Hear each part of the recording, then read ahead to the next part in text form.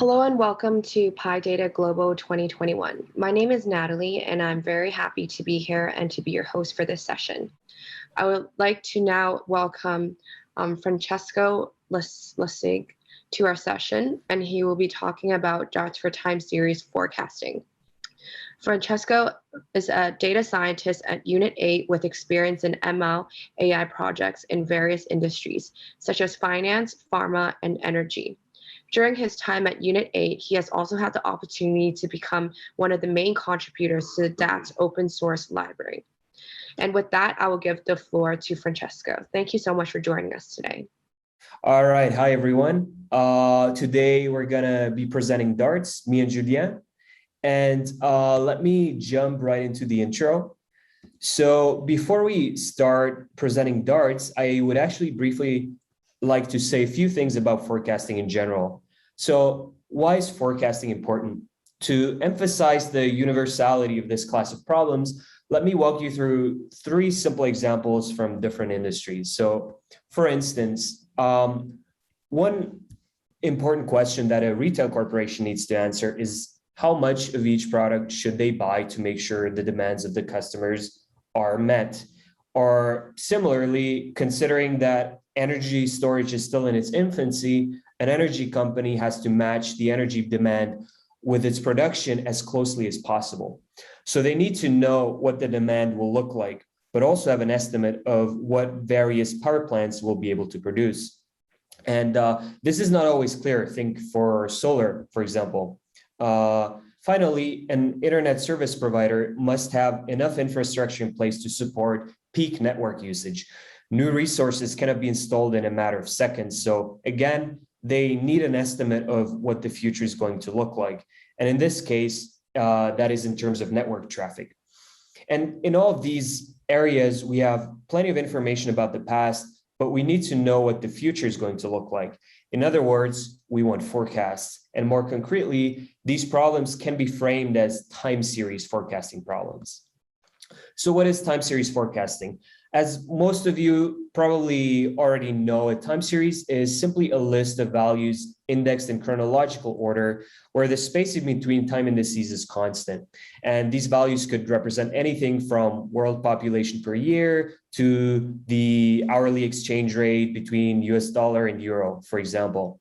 The time series you see here actually represents the daily energy production of a hydroelectric plant. Most of the time, these types of data extend up to the present moment. And to speculate about the trajectory of a time series beyond the present would be time series forecasting.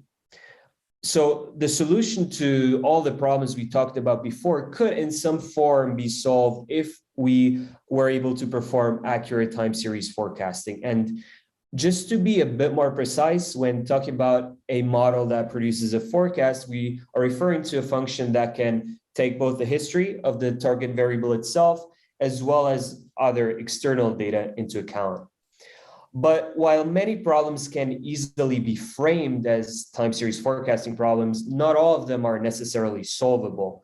So the time series you want to forecast must contain a real signal, and it is important that you know which factors influence this signal, whether that's the target itself or other factors that could influence it. If you know that you have the necessary variables, then there's a good chance that by using the right forecasting model, at least some of the variance of your data can be predicted into the future.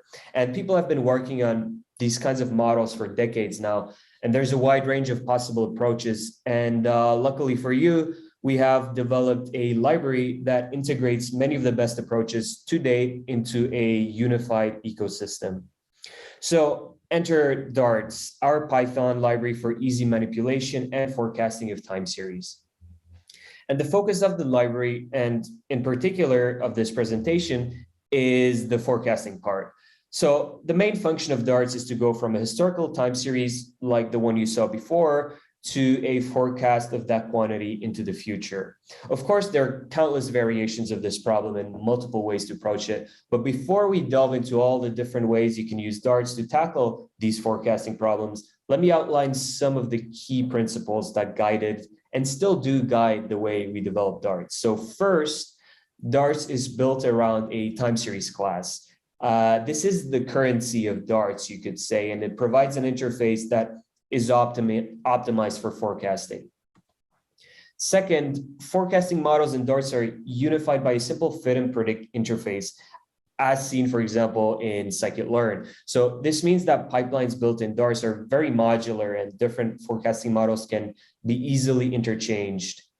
Third, we think it's important to provide both complex state-of-the-art models and to sort of keep up with the current research, but at the same time, maintain solid statistical approaches, because we believe complexer models are powerful, but they should always be used alongside reasonable baselines that are more simple. And lastly, we really want darts to be easy to use. Two examples for this are intuitive interfaces and reasonable default parameters. And you'll see more about what this means later on. So before I wrap up this introduction, I want to give you a rough idea of all the tools that darts has to offer, because we will not have time to talk about all of them today. And don't worry about reading every single text box here. I just want to make the point that while the heart of darts is definitely the forecasting part, it also comes with all the other relevant functionality required before and after forecasting. Essentially, our package offers an end-to-end toolbox that goes from data discovery to pre-processing to forecasting and all the way to model evaluation. So now I would like to give you an overview of the basic darts workflow. And let's explore the most fundamental functionalities of the library using an example. So this time series represents monthly milk production per cow in pounds. And we want to create a model that takes the training series, which is shown in black, and produces a forecast for the validation series in blue. So the goal is to produce a forecast that is as close as possible to the original series. And in the following slides, we will get closer and closer to that goal as we step through the different core functionalities of darts. So first of all, the time series object, it is the main abstraction provided by darts, and we can easily instantiate one, for example, from a CSV file, but there are many other starting points we could take, for example, NumPy arrays, data frames, and so on. So this class provides many useful methods for manipulating and visualizing time series objects. Under the hood, we're using an X-array data array object to store the actual data. To create subsequences to fit and validate our model on, we can simply call the split after method of the time series class. One way to parameterize this function is to provide the fraction of points we want in the first subsequence. And now that we have a training sequence, we can use one of the many forecasting models darts has to offer. One classic model is exponential smoothing. We can easily instantiate our model, fit it, and create a forecast in 3 simple lines of code. The predict function simply accepts the number of time steps after the end of the input series for which we want to create a forecast. And by examining our forecast visually on the right side, we can see that we have a model that, although not perfect, makes use of the trend and seasonality of the input sequence and extrapolates them into the future. One of the main advantages of using darts is that we offer a wide array of different forecasting models to choose from. So let's go ahead and try another one. So this model is called theta, and like exponential smoothing, it sort of falls into the category of more simple statistical forecasting models. And like before, in 3 lines of code, we can get a forecast that looks fairly decent, at least visually. What you might have noticed in both models so far is that we didn't define any settings or hyperparameters for the models. As mentioned earlier, when talking about the principles behind darts, we put a lot of emphasis on assigning reasonable default parameters to models. So usually, even without specifying anything about a model when creating it, there's a good chance that you can already obtain a decent result out of the box. But of course, we also provide the option for more control to the user. So in the case of the theta model, for instance, we can manually set the theta parameter, which will lead to a different model behavior. And here we can manually set it to 1. And again, judging the forecast visually, guess it looks pretty okay, but actually slightly worse than the default model. So we will stick to the previous one. But of course, we have to be a bit more rigorous here when judging the quality of predictions. So how can we tell which model is better? And for this, DARTS provides a wide range of different metrics, which, given a forecast and the ground truth, give us a scalar value that indicates the quality of a forecast. For instance, we can use the MAPE metric, which stands for mean absolute percentage error, which I guess should be self-explanatory what it is. And or we can use the MASE metric, which stands for mean absolute scaled error. So this is a metric with many desirable properties for time series forecasting specifically, and it actually requires an additional parameter too. So there's some variation within these metrics and how they're used. But let's just stick to MAPE for now. So after computing the score for both forecasts, we can see that theta is slightly better than exponential smoothing, which means that so far this is our winner. We have to be careful here though. If we keep trying out different models and parameters for this setup, we're going to overfit to this specific train validation split. But luckily, there's a better way in DARTS to evaluate different models and hyperparameters. So in a classical ML setting, we could do something like randomized cross-validation. However, in a time series forecasting paradigm, this is problematic for several reasons. So instead, what we should do is something called historical forecasting. In essence, we ask ourselves the question of how a model would have performed if it had been repeatedly used for producing predictions in the past.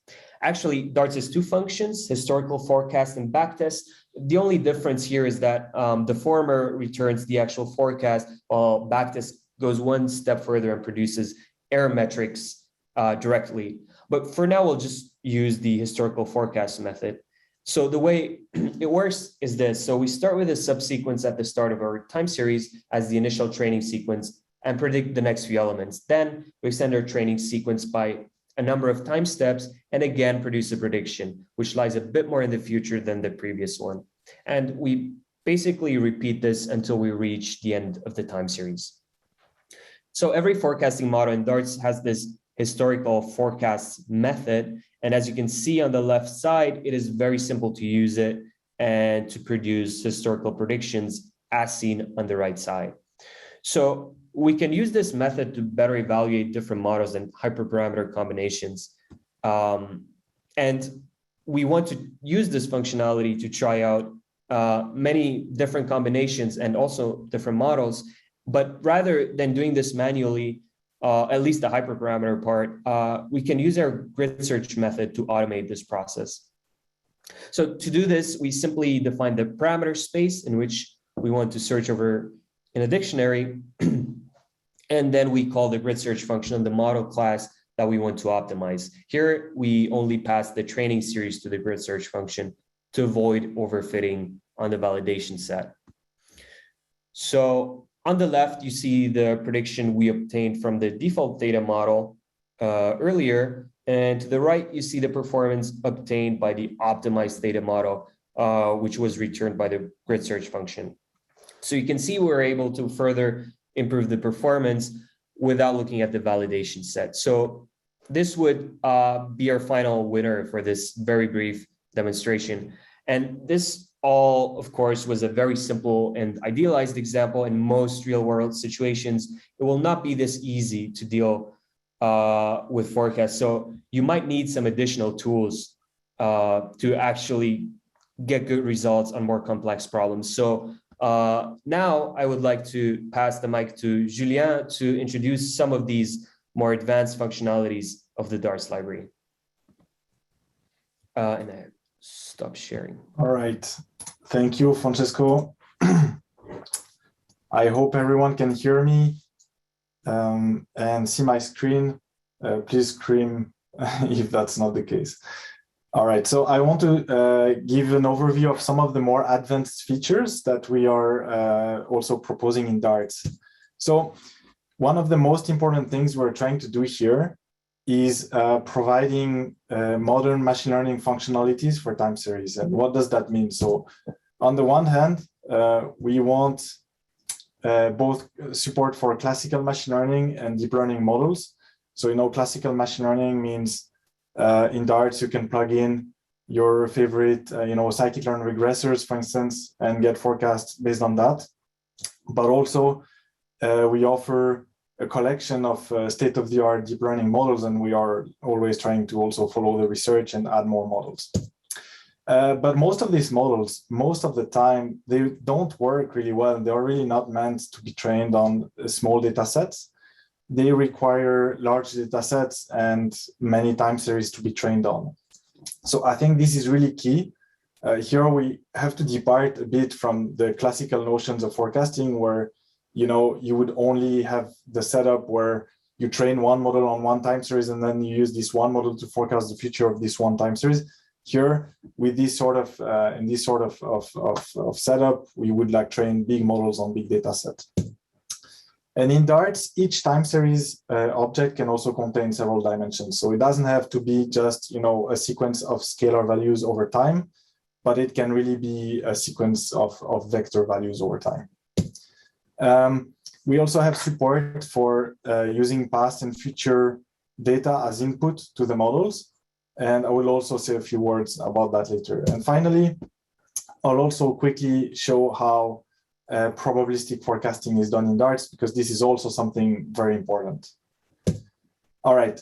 So first, I want to demo a little bit what we call sometimes meta learning, or this ability to train one model on a big data set of time series. So here, actually for this example, I took 48,000 time series, monthly time series from a data set called the M4 data set. And these time series have not much to do with each other. And I don't even know what they are. So I just know that they are monthly series. I showed here, I plot 4 of them that I selected more or less at random. And you can see that some of them have downward trend, others have upward trend, some have strong seasonality, others are looking more like random walks. But still, we'll try to fit one model on all of them. So here, I took this model called NBits, which was released, which was published 1 or 2 years ago and is available in Darts.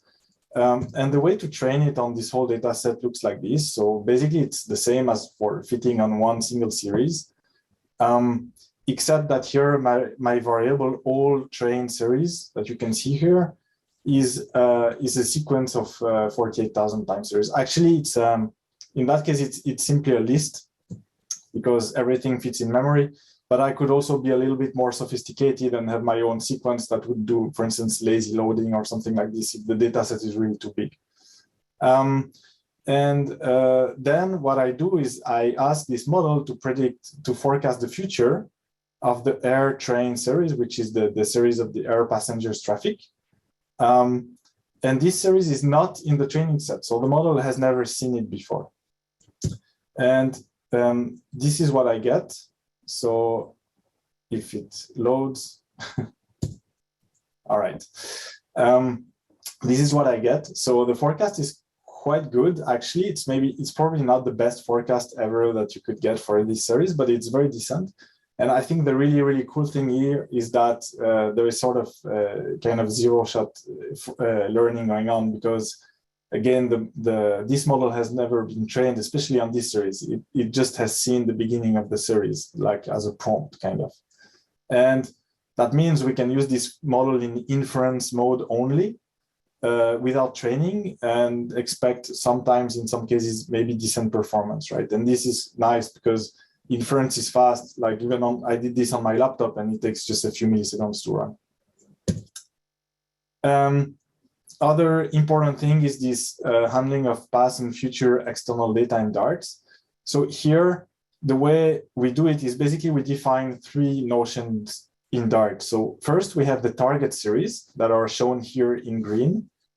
And this is, by definition, this is what we want to forecast. And then we are talking also about covariates. So covariates are the time series that contain maybe useful information, but we're not really interested in forecasting them. We just want to use them as inputs for the models. And here we distinguish between past covariates, which are unknown into the future. So for instance, things like measurements, they have to be measured typically, or future covariates, which are known in the future. So things like calendar events, holidays, weather forecasts, or some actions that you can take, for instance, marketing campaigns or things like that. And the way it's handled in Darts is basically it's model dependent, but some models support past covariates and or future covariates. And we use these keywords, past covariates and future covariates. So that means as a user, you always know whether your model will consume historic data only or historic and future data also. So that means that if you use future covariates, you know that at the prediction time, you will have also to provide the future values for those time series. All right. Last thing I want to show is this probabilistic forecasting. This is also super important. And basically that's about like getting kind of confidence intervals for the forecasts. So to kind of demo it here, I built this synthetic time series, which is just a sine wave with additive Gaussian noise to it. And here the noise itself has a variable intensity that you can see at the bottom. So how can we go about modeling and forecasting such a series? So first sort of naive option is to simply repeat the values that we have observed during the last season. But of course, this is too naive. It doesn't really work very well because it simply repeats the values in the history of the series, and it kind of overfits completely to the noise. So it just repeats the noise. Here we could also use, sort of a simpler ARIMA model, which is, in that case, doing a pretty good job at smoothing the signal and giving us point predictions. But we still have a problem because if you look, for instance, here, things are quite fine. In this place, we know that the noise level is quite low and the forecast is quite good. But if you look here, the noise level is high, and we would somehow ideally want the model to sort of convey this notion of uncertainty. So here we can do that in Darts, and here I show an example with Tisian model, which is one of the deep learning models in Darts.